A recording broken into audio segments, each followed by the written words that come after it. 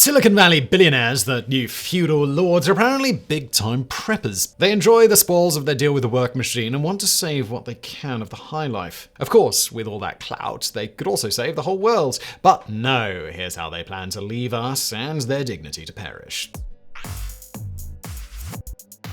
Number 10. Larry Page's Desert Island Hideout. One of the many tech titans frightened of dying is Google co-founder Larry Page. His Calico Labs is hard at work on a quixotic fight against death. In the meantime, though, he still has to weather the storm. His survival plan, at least in the case of a pandemic, is to hide on his island in Fiji. That's what he did during COVID-19. Under the pretext of delivering medical supplies and by virtue of being a billionaire, he was allowed to enter the isolated and therefore otherwise safe country when it was closed to everyone else, flying in on his jet from Hawaii. Understandably, he tried to keep it a secret by getting the state-owned media to pull their story on the visitors, as well as hiding all traces on Google. But no amount of influence could silence a disgruntled sailor who spilled the beans to the rest of the world. Number 9. Marvin Liao's medieval armory. Citing the example of Ukraine, tech investor Marvin Liao says there's always a conqueror at the gate. He also worries about a pandemic and the impending financial collapse, but he's prepared. Apparently, he amassed an arsenal of non-firearm weapons and has taken archery classes, so he won't have to rely on ammunition. He also insists on martial arts, knife fighting, and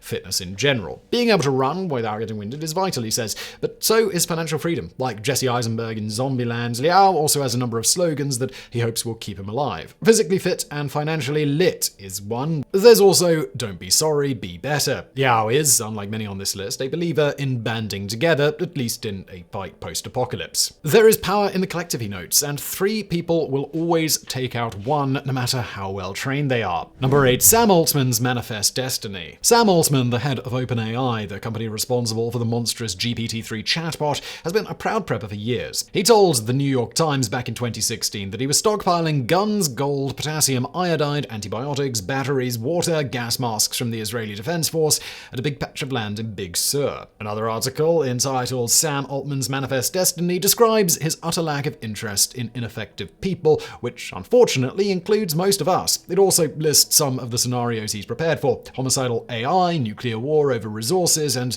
the release of a synthetic virus. Societal collapse is another one. When that happens, he'll flee to New Zealand with his friend Peter Thiel. Number 7. Peter Thiel's New Zealand Eyesore. Yanks, get this in your heads. Aotearoa is not your little last resort safe haven, said a post on the prepper website The Modern Survivalist. It's a growing sentiment in New Zealand. The island nation's self-sufficiency, temperate climate, lack of enemies, and arable terrain endear it to anxious Americans. That is also where Lord of the Rings was shot as a bonus for Peter Thiel, who named his companies after the trilogy. An investor in anti-aging and cryogenics research, Thiel is afraid of dying, which is pretty understandable given his belief in hell. Not only does he want to vampirize children, he supports authoritarianism and hoped Trump would become a dictator.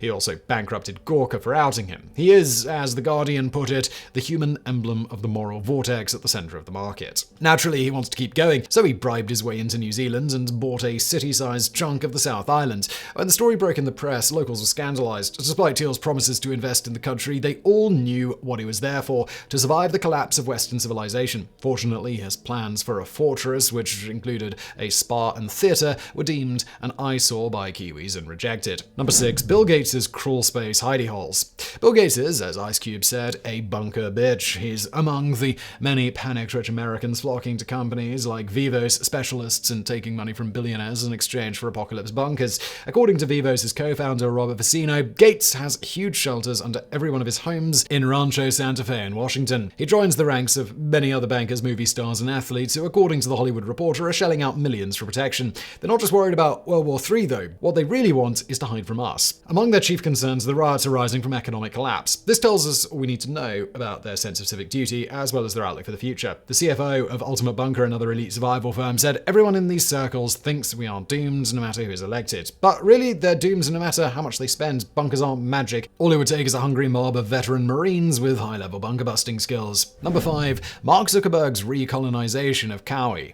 Mark Zuckerberg's proud of his Kauai estate, but he doesn't want you knowing how he got it. It wasn't always 750 acres. The original lot was apparently too small for his ironic obsession with privacy, so he forced his neighbors to sell, just as he had before in San Francisco, Palo Alto, and Lake Tahoe. Except this time, his neighbors were native Hawaiians, and their lots were Kalinia land promised by colonists in the past. Those who resisted Zuckerberg's land grab were sued, and adding insult to injury, his land encompassed burial sites, forcing locals to ask permission to visit. He said he wants to plant roots here, but some think that it just means building a bolt hole in case society collapses. He clearly doesn't care about befriending the locals. He's built walls around his land and surrounds himself with henchmen. He's also done significantly less than nothing for the island's many unsheltered people. Number 4. Larry Ellison's super secret master plan.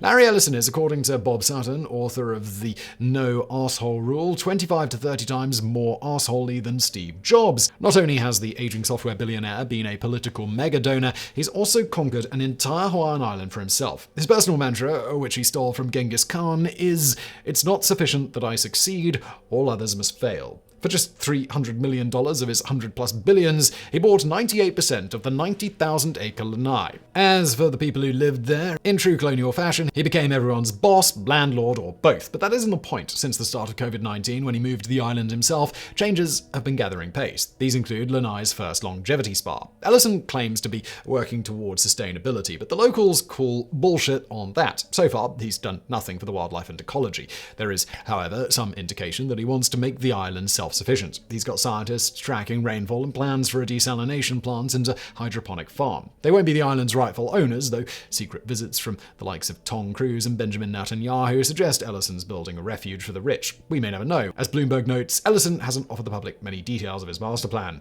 Number 3. Elon Musk's mad dash for Mars. Elon Musk is worried about everything. Climate change, artificial intelligence, population collapse, World War III. So it's come as no surprise that of all the rational doomsday contingency plans on this list, his is the most ambitious, migrating into space via Mars. To be fair to the billionaire, he's not just trying to save himself, he's trying to save the species. In fact, he plans to land 1 million humans on the Red Planet, 100 per ship, within decades. He even plans to bring the cost down from $10 billion to $200,000 a ticket. And while this is still too much for most to afford, he denies it's an escape hatch for rich people. There's a good chance you'll die on a mission to Mars, he says, but excitement for those who survive. Among other things, he envisions pizza joints, great bars, and with 38% the gravity of Earth, the illusion of super strength. Mars is going to be a great place to go, he says, the planet of opportunity. Veteran astronauts disagree. Stanley Love, who spent over 300 hours in space and lived on a base in Antarctica, insists that life on Mars would be horrible. Everything would have to be rationed, people would get claustrophobic, and the low Martian gravity would also decrease their muscle mass and bone density, making colonists weaker and even more prone to fractures. Even if they did find their way back to Earth, they wouldn't return to their lives. Number 2. Jeff Bezos' outer space pipe dream. Like many billionaires, especially in tech, Jeff Bezos is big into life extension. One of his major investments since stepping down as Amazon's CEO in 2021 was Altos Labs, another longevity research lab.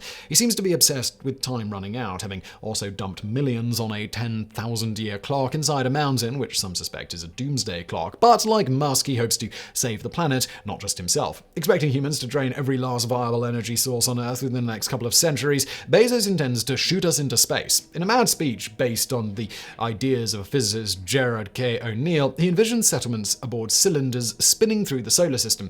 Each colony of the millions he dreams of would be built by robots with materials from the moon and shot into space via a catapult. There'd be miles on end to house 1 million people each, and have alternating stripes of land and window, as well as mirrors and solar panels for energy. Different colonies could have their own themes and functions, he said, such as replicas of ancient cities, wilderness areas, zero-G recreational colonies, and so on. Fortunately, the obstacles are many. In fact, there's a good reason to think that his colonies will be nothing more than glorified prisons or captive labor towns in space, as NBC put it. Number 1. Dmitry Itskov's escape into the Matrix. Dmitry Itskov, the godfather of the Russian internet, wants to celebrate his 10,000th birthday. Needless to say, the odds are stacked against him. As his manifesto says, civilization stands on the threshold of a series of global crises, threatening the environment where human beings live and their existence as a species. His solution is not as you might expect, having heard the stories of Musk and Bezos. It's rather to jettison not into space, but from his body. By 2045, he hopes to transition to a holographic nanobot avatar, or at least to life in the metaverse. This will, of course, be a gradual process. For example, he thinks we'll see the first generation of basic robot avatars deployed in dangerous environments, for example by the emergency services, miners, etc. Then they'll be used as replacement bodies for physically disabled people, paraplegics, the terminally ill, etc.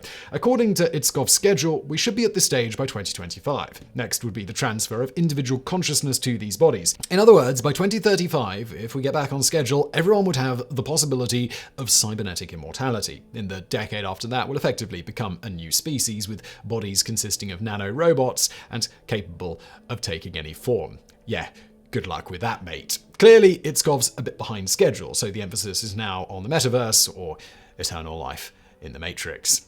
Again, good luck.